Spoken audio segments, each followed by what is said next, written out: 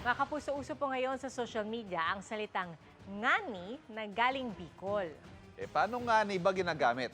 Alamin yan sa pagtutok ni Aubrey Carampel. Mapa-social media man o sa labas ay madalas natin naririnig ang salitang ngani. Naging trend na rin ito at ginagamit na sa pakikipag-usap, mapabata man o matanda.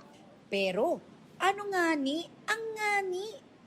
Ang ngani ay mula sa Bicol Naga, sa Bicol Central. Samantalang sa Bicol Rinconada, ito ay nagiging ngani.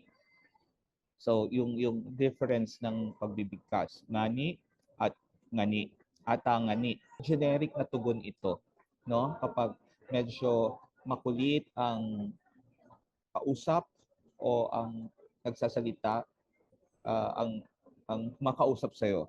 Ayan na ngani. Pero ngayon, hindi lang ang mga Bicolano ang gumagamit nito. Kasalukuyang henerasyon na ginagamit ito bilang parang madali ang tugon. Nagiging generic na response na parang okay, yeah, right.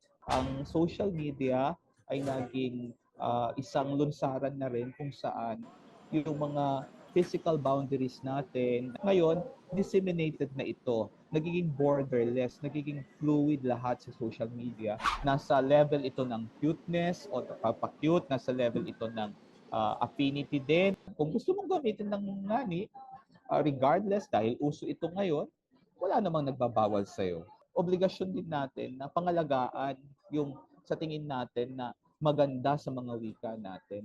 Para ngani sa GMA Integrated News, Aubrey Carampel, nakatutok 24 oras.